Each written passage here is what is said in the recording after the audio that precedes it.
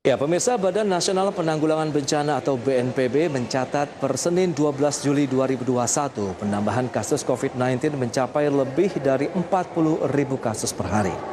Hal tersebut tentunya mengakibatkan permintaan alat kesehatan serta semakin penuhnya tingkat keterisian tempat tidur di rumah sakit secara nasional. Hal yang dikhawatirkan banyak pihak akhirnya terjadi. Badan Nasional Penanggulangan Bencana atau BNPB mencatat pada Senin 12 Juli 2021, penambahan kasus COVID-19 di Indonesia telah mencapai lebih dari 40.000 kasus per hari. Di sisi lain, tenaga kesehatan menghadapi risiko dan dampak dari pandemi COVID-19 berkali-kali lipat dibandingkan dengan kelompok masyarakat lainnya. Nyawa menjadi taruhan pekerjaan, kesehatan mental mereka pun rentan mengalami trauma. Secara jangka panjang bisa terjadi kelangkaan ketersediaan tenaga kesehatan. Lonjakan kasus COVID-19 juga mendorong permintaan akan alat kesehatan dan obat-obatan. Akibat tingginya permintaan, alkes dan obat-obatan untuk penyembuhan pasien COVID-19 sempat langka di sejumlah apotik dan pasar alat kesehatan. Pemerintah juga menyebut saat ini bed occupancy rate atau BOR rumah sakit di Indonesia mencapai 72% secara nasional. Angka tersebut melonjak tinggi dibandingkan bulan Mei yang hanya sebesar 28%. Jika dilihat dari sisi ekonomi, lonjakan jumlah kasus COVID-19 ini dapat mempengaruhi pemulihan ekonomi. Sebab COVID-19 akan menghambat mobilitas masyarakat dan berdampak terhadap konsumsi rumah tangga yang semakin menurun. Lantas bagaimana langkah yang harus diambil pemerintah melihat semakin tingginya lonjakan kasus COVID-19 di tanah air? Saksikan pembahasan selengkapnya dalam ID Expert Session Closing Market.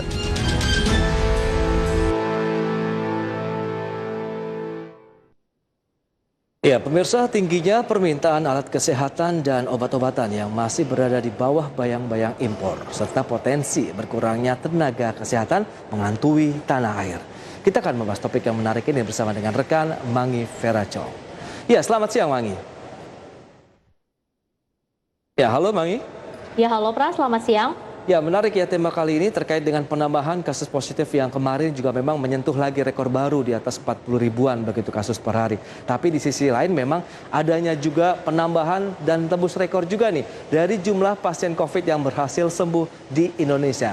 Nah, terkait dengan penambahan kasus COVID-19 yang semakin meningkat ini, seperti apa sih kondisi atau realnya begitu di lapangan sampai saat ini, Mangi?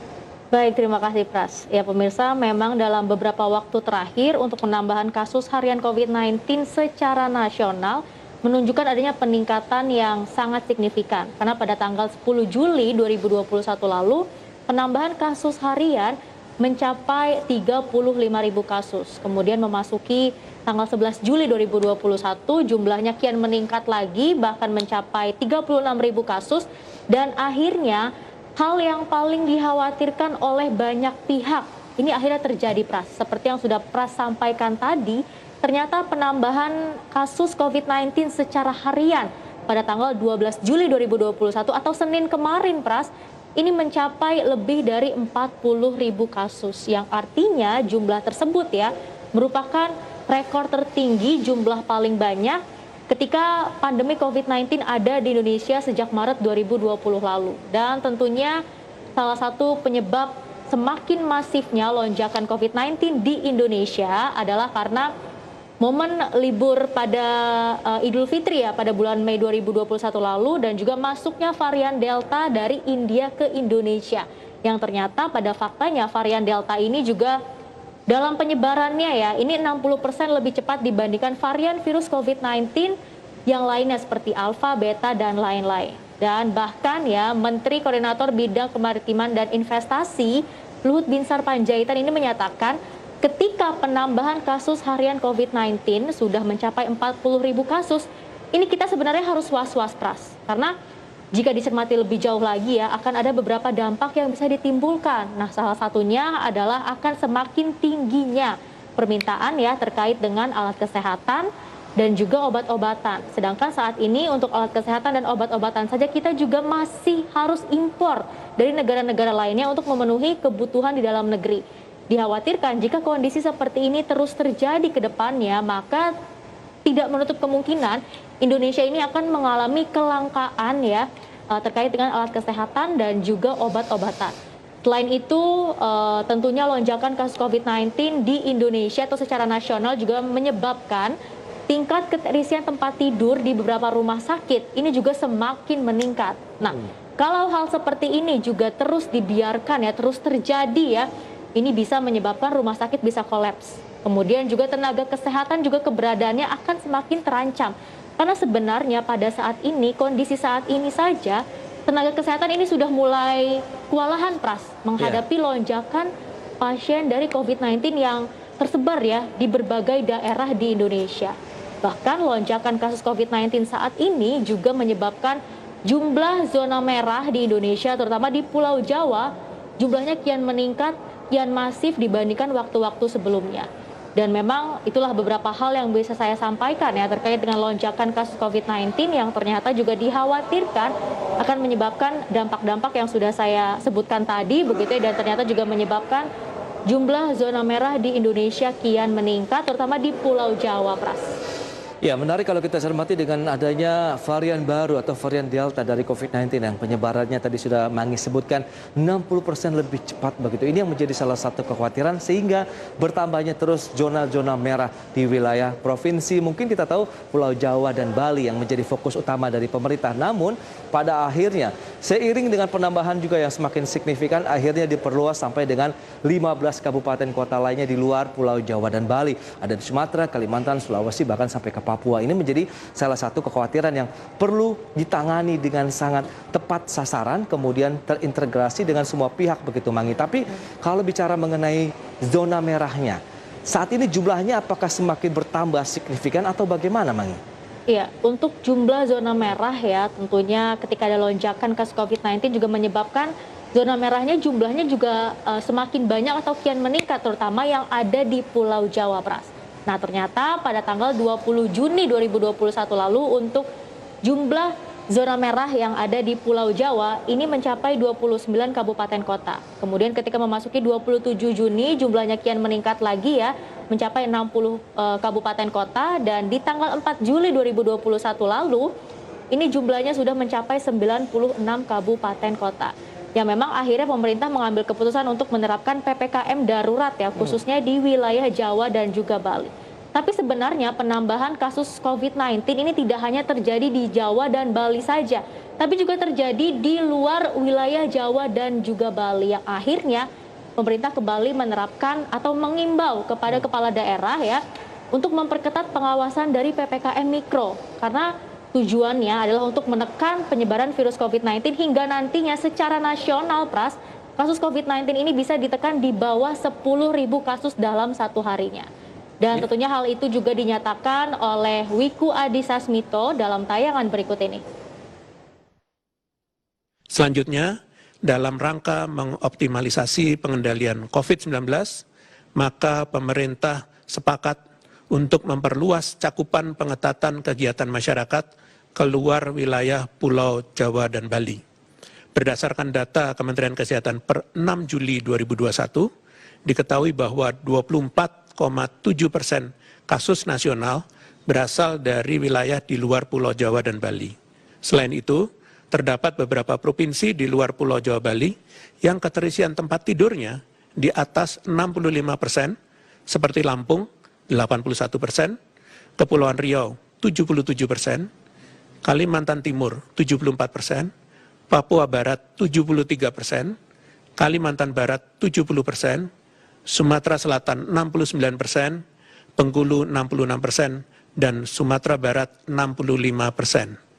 Selain itu, nampak dinamika pergerakan zonasi kabupaten kota yang menunjukkan perkembangan yang kurang baik dalam waktu 1 minggu saja, yaitu dari 10 menjadi 27 kabupaten kota berzona merah. Berdasarkan tayangan yang sudah kita saksikan bersama, ternyata memang di luar wilayah Jawa dan Bali juga terjadi peningkatan kasus COVID-19 ya.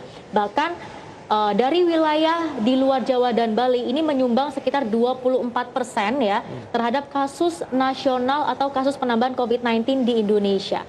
Dan tentunya ada juga beberapa wilayah di luar Jawa dan Bali yang dinyatakan termasuk dalam wilayah level 4 atau asesmen 4. Yang artinya wilayah di level 4 atau asesmen 4 ini telah memiliki tingkat keterisian tempat tidur lebih dari 65%. Nah, tentunya akhirnya pemerintah kembali menerapkan ya PPKM darurat di wilayah Jawa Bali sampai dengan 20 Juli mendatang. Kemudian juga pemerintah pusat mengimbau kepada pemerintah daerah untuk memperketat lagi pengawasan terkait dengan PPKM mikro di wilayah luar Jawa dan Bali.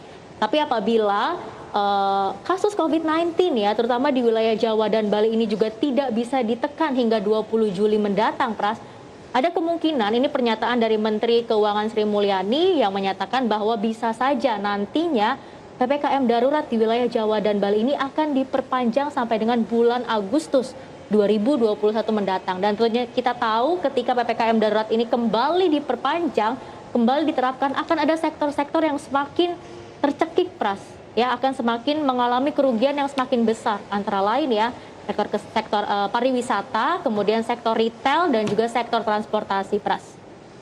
Ya, memang banyak sekali konsekuensi yang harus diambil oleh pemerintah dan juga aktivitas perekonomian di dalam negeri apabila memang PPKM darurat ini belum memberikan dampak yang signifikan ya untuk menekan angka penyebaran COVID-19 di Indonesia. Ini dikhawatirkan memang akan meningkatkan lagi tadi adanya permintaan beberapa obat-obatan, kemudian alat kesehatan, kemudian menekan perekonomian secara keseluruhan baik di kuartal kedua maupun di kuartal ketiga yang akan langsung terdampak dengan penerapan PPKM darurat.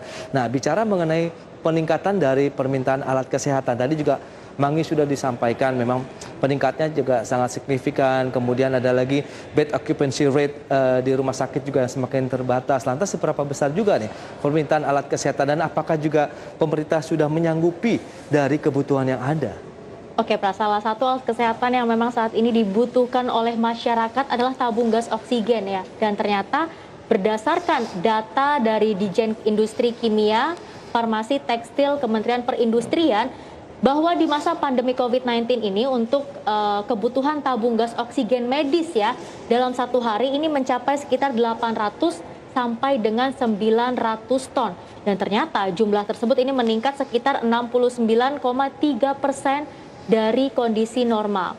Dan sayang sekali di kondisi yang seperti ini, Pras, masih banyak oknum-oknum nakal yang ternyata masih menimbun tabung gas oksigen. Kemudian ketika mereka sudah menimbun, entah itu buat stok mereka sendiri ataupun untuk mereka jual lagi dengan harga yang sangat tinggi, Pras. Karena kenaikan harga tabung gas oksigen ini juga sangat mahal, sangat signifikan begitu ya kenaikannya. Salah satu contohnya untuk tabung gas oksigen yang ukuran 1 meter kubik begitu ya, di sebelum adanya pandemi COVID-19, harganya itu sekitaran Rp500.000. Tapi ketika permintaan semakin meningkat ya dari masyarakat, harganya ini dimulai dari Rp1.500.000. Artinya kenaikannya juga sudah lebih dari 2 kali lipat. Nah, ini juga sebenarnya harus segera ditangani oleh pemerintah nih, karena ketika masyarakat permintaan akan tabung gas oksigennya semakin meningkat, ternyata dimanfaatkan juga oleh beberapa oknum nakal yang ternyata menimbun dan juga menjual dengan harga yang lebih tinggi lagi.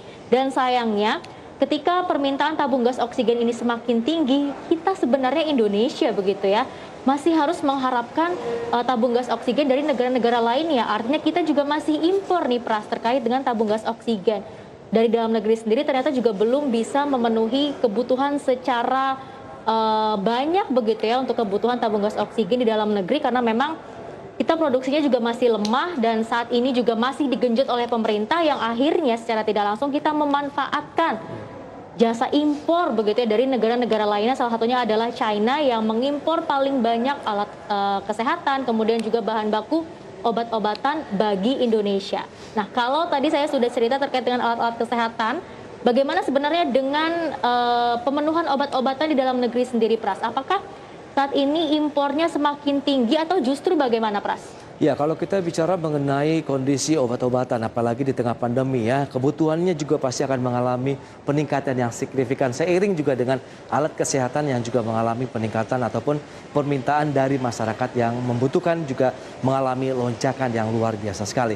Dan bicara mengenai data dari Kementerian Kesehatan, memang sih disebutkan 90% ini, lebih dari 90% obat-obatan yang ada di Indonesia memang harus dilakukan importasi dari luar negeri. Karena dari sisi kemampuan, baik dari sisi kuantitas begitu ya, memang masih belum bisa memenuhi, apalagi dengan adanya pandemi COVID-19 seperti saat ini. Sehingga sekitar 3%-an saja yang baru bisa diakomodir oleh produksi ataupun perusahaan-perusahaan farmasi di Indonesia. Jadi memang kebutuhan ataupun ketergantungan Indonesia terkait dengan produk-produk obat-obatan dari luar negeri masih sangat besar, Mangi dan juga pemirsa ID ke sana. Selain itu, kalau kita bicara mengenai bahan baku obatnya yang seperti Mangi tadi bilang, itu pun sama kondisinya. Dari 10 jenis bahan baku obat-obatan yang banyak digunakan di Indonesia, hanya sekitar 2 sampai dengan 3% saja yang baru bisa dipenuhi begitu keberadaan dari bahan baku utama tadi. Karena memang ini menjadi salah satu PR yang sangat perlu segera diselesaikan, karena ini menjadi salah satu mungkin permasalahan strategis juga ya, menyangkut keadaan ekonomi, keadaan bangsa Indonesia yang saat ini tengah terdampak dari pandemi COVID-19, Mangi. Ya, dan tentunya Pras, selain permintaan akan alat kesehatan dan juga obat-obatan yang semakin tinggi yang ternyata kondisinya saat ini kita juga masih impor ya untuk memenuhi kebutuhan dalam negeri. Saya juga ingin menginformasikan data terkait dengan keterisian tempat tidur ya di rumah sakit secara nasional, terutama di Pulau Jawa nih Pras. Ternyata sebelum adanya libur Lebaran pada bulan Mei lalu, untuk keterisian rumah sakit di Pulau Jawa ini rata-ratanya hanya di bawah 50%. Tapi ketika sudah terjadi lonjakan kasus COVID-19 selama 2 bulan terakhir ya, Juni hingga Juli 2021 ini, untuk keterisian tempat tidur secara nasional rata-rata ya berada di angka 52%. Bahkan untuk keterisian tempat tidur di Wisma Atlet ya, Jakarta Pusat begitu ya, ini telah mencapai 83%, Pras. Yang artinya sekitar 17% lagi, ini hampir 100%. Nah, ini juga harus diwaspadai sebenarnya, karena memang peningkatan keterisian tempat tidur juga diimbangi begitu ya dengan tingginya lonjakan kasus COVID-19, terutama di Pulau Jawa dan juga di DKI Jakarta. Dan kalau kita bicara terkait dengan tingkat keterisian tempat tidur, berhubungan juga dengan tenaga kesehatan sebenarnya, Pras. Nah, dari tenaga kesehatan sendiri ternyata semakin banyaknya kasus COVID-19 yang meningkat di Indonesia, ini juga menyebabkan semakin banyaknya, Pras, tenaga kesehatan di Indonesia yang juga gugur, Pras, akibat terpapar COVID-19. Bahkan pada bulan Juni 2021 lalu, jumlah tenaga kesehatan yang gugur ya akibat terpapar COVID-19 ini mencapai 79 tenaga kesehatan. Sedangkan pada bulan Mei 2021 jumlahnya ini sekitar 18 tenaga kesehatan. Dan satu pekan memasuki bulan Juli 2021, jumlah tenaga kesehatan yang telah gugur akibat terpapar COVID-19 ini mencapai 35 tenaga kesehatan.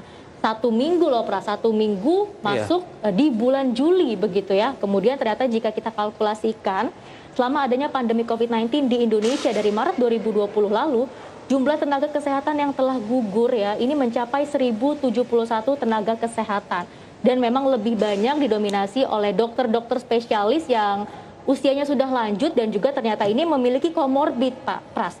Karena memang secara tidak langsung bisa kita saksikan atau bisa kita katakan bahwa tenaga kesehatan ini langsung berhadapan atau kontak langsung dengan pasien COVID-19 yang sebenarnya resikonya juga cukup tinggi begitu ya, Pras ya. Apalagi mereka bekerja seharian menggunakan APD. Nah, artinya mereka ini bekerja keras juga sebenarnya sebagai garda terdepan untuk penanganan COVID-19, Pras. Ya, kita juga turut prihatin dengan kondisi seperti saat ini dengan gugurnya banyak sekali tenaga medis di Indonesia dalam penanganan penyakit ataupun sakit dari COVID-19 yang harus mereka alami hingga saat ini. Dan semoga juga mereka diberikan kekuatan dan kesehatan juga yang prima ya, Mangi.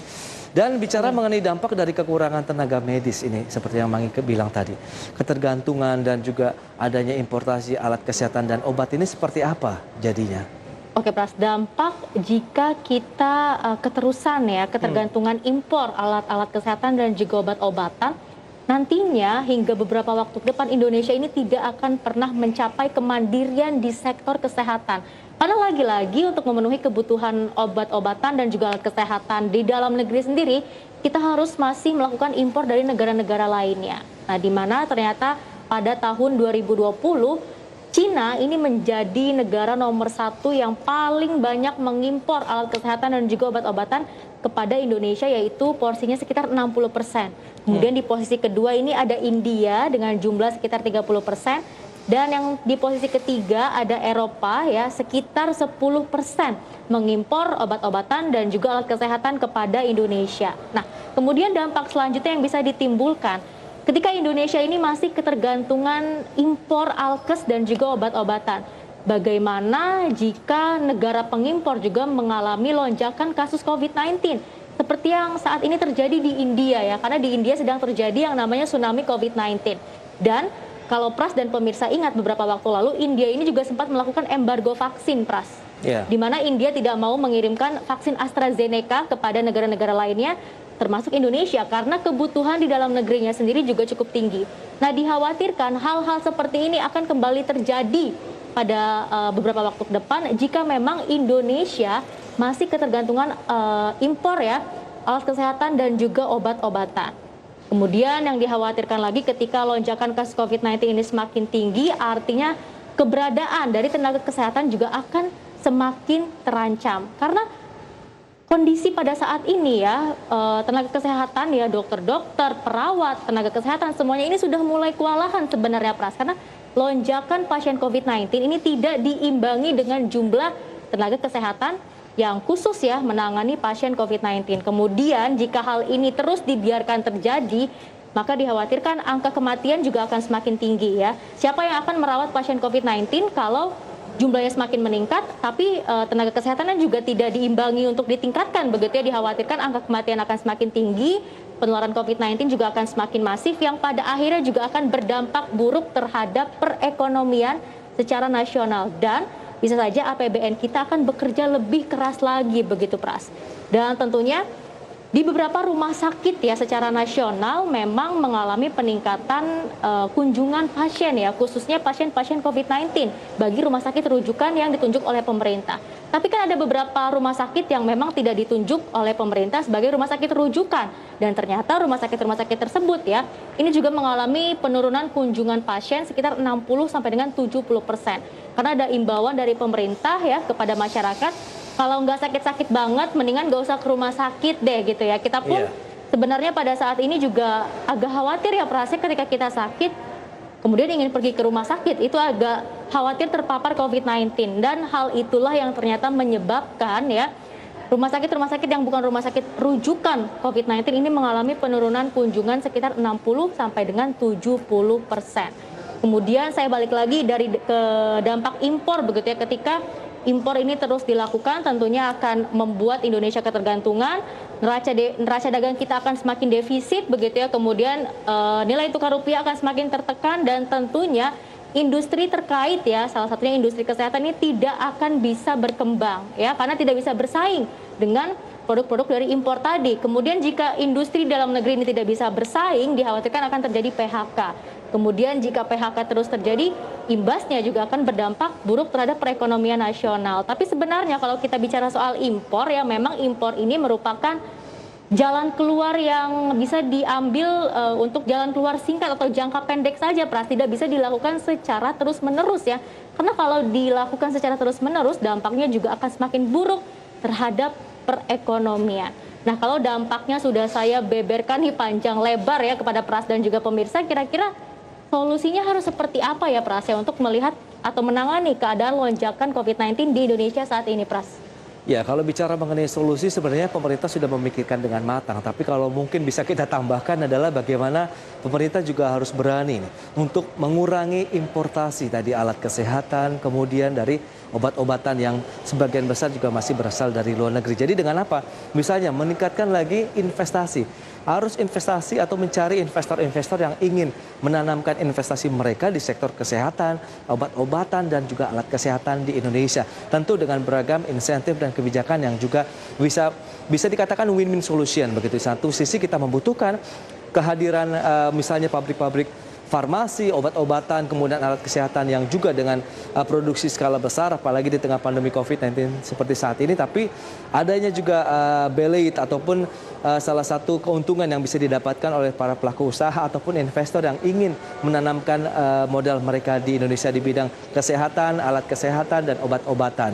Tapi di sisi lain juga kita harus memperhatikan bagaimana ketersediaan dari tenaga kesehatannya, Mangi. Jadi mungkin rekrutmen dengan mencari relawan-relawan baru yang diberikan pelatihan ini untuk jangka pendek yang sedang dibutuhkan, karena tadi juga Mangi sudah sampaikan ada beberapa tenaga kesehatan yang gugur dalam beberapa waktu terakhir ini. Tentu kita kekurangan tenaga kesehatan yang mungkin perlu segera dilakukan pelatihan dari misalnya sekolah-sekolah perawatan kah, atau mungkin sekolah-sekolah yang terkait dengan kesehatan, sehingga mereka juga langsung bisa diterjunkan untuk bisa membantu dalam penanganan pandemi COVID-19 seperti saat ini. Di sisi lain juga ada penyediaan dari tabung oksigen yang juga sekarang kebutuhannya bisa dikatakan semakin langka begitu, karena banyak sekali orang yang mencari menggunakannya, belum lagi ditambah oleh oknum-oknum sengaja tadi ingin menyimpan kemudian menjualnya dengan harga yang beberapa kali lipat, dan semoga ini juga segera ditangani oleh pihak berwajib begitu ya, karena ini memang tidak tepat dengan kondisi masyarakat yang sedang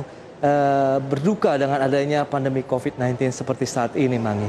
Iya, dan penting juga bagi pemerintah ya untuk memberikan tenaga kesehatan APD yang memang memadai dan juga mencukupi. Selain itu berikanlah tambahan booster ya seperti vitamin atau mungkin vaksin dosis ketiga nih bagi tenaga kesehatan. Karena lagi-lagi saya katakan tenaga kesehatan merupakan garda terdepan ya penanganan pandemi COVID-19. Karena mereka ini langsung kontak ya Pras ya, berhubungan langsung dengan pasien COVID-19 yang memang resikonya ini sangat tinggi sekali. Kemudian sebenarnya untuk mengurangi ketergantungan impor obat-obatan, Indonesia ini sebenarnya bisa memanfaatkan obat-obatan herbal yang ada di dalam negeri, Pras. Kalau mungkin Pras dan pemirsa pernah dengar ya, kalau jahe ya, sebenarnya ini bisa mencegah ya penularan COVID-19, itu sebenarnya bisa dimanfaatkan. Karena ternyata menurut BPOM sendiri, selama pandemi COVID-19 ini terjadi permintaan registrasi obat herbal yang meningkat atau naik 2 kali lipat dibandingkan dalam waktu normal. Nah, sebenarnya BPOM ini kan juga mengawasi obat-obatan kimia dan juga vaksin ya, tapi mungkin penting juga BPOM juga mengawasi ya terkait dengan obat-obatan herbal dan mulai difilter nih kira-kira obat-obatan herbal apa yang bisa dimanfaatkan untuk penanganan pandemi COVID-19, dan tentunya pemerintah juga harus menindak tegas hingga saat ini ya penimbun-penimbun obat-obatan, kemudian juga penimbun dari tabung gas oksigen. Saat ini harga eceran tertinggi juga sudah diterapkan oleh pemerintah, tapi jangan hanya diterapkan saja, kondisi di lapangannya juga harus terus dipantau, Pras. Karena oknum-oknum nakal ini agar bisa ditindaklanjuti ya. Dan jangan lupa bagi pemirsa semua, saya Pras juga harus terus menerapkan protokol kesehatan dimanapun kita berada. Yes, semoga kita bisa terbebas dari pandemi COVID-19 seperti juga dengan anjuran pemerintah 3M, kemudian bagaimana ini menjaga jarak, mencuci tangan di air yang mengalir, kemudian bagaimana kita untuk menahan diri tidak berpergian menjadi solusi yang paling bisa dikatakan ini sebenarnya efektif ya untuk mencegah penularan yang lebih masif lagi. Baik Mangi, terima kasih banyak atas data-data dan informasi yang sudah disampaikan. Selamat melanjutkan aktivitas Mangi. Terima kasih Pras. Baik pemirsa, jangan beranjak dari tempat Anda, kami masih akan kembali dengan sejumlah infografik menarik lainnya.